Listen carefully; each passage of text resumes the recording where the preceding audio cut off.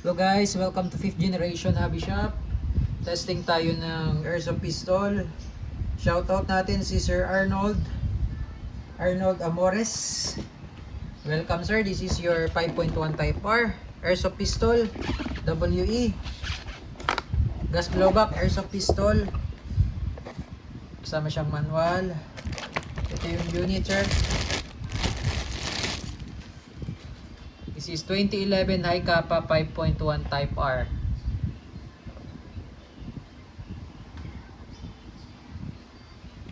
.30 rounder capacity magazine. Ayan, 2011.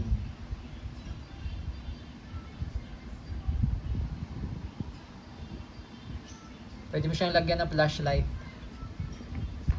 Magazine niya sir is metal 30 rounder. Tapos meron siyang manual safety. Ambidextrous po yan, magkabilaan po. Ayan.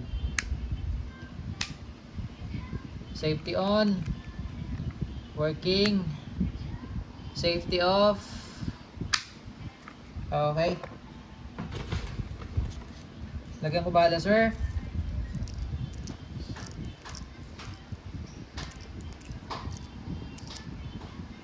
Okay, lagyan ko ng gas.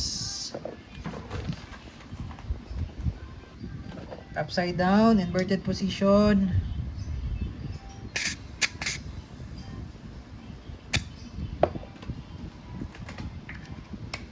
May kasama na siyang gas tsaka bala sir. Tsaka may order pala si sir na isa pang gas. So badal dalawang gas po yung ma-receive mo sir.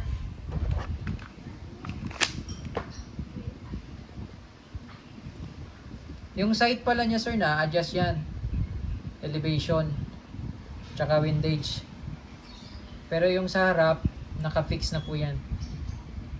Yan. 5.1 Type R ang bigat niya. Okay, testing po sir. Testing po, 5.1 Type R. Airsoft pistol.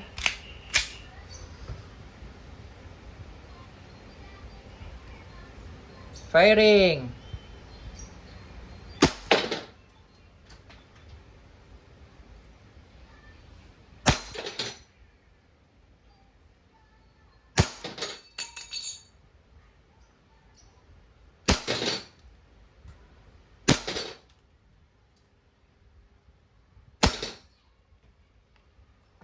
Okay, so nag-open slide na po. Ibig sabihin, wala na po yan bala.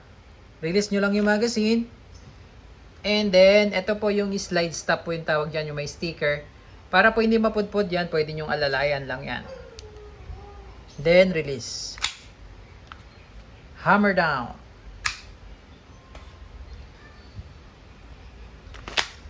Okay, okay na po ang inyong unit sir. 5.1 Type R Airsoft Pistol by WE.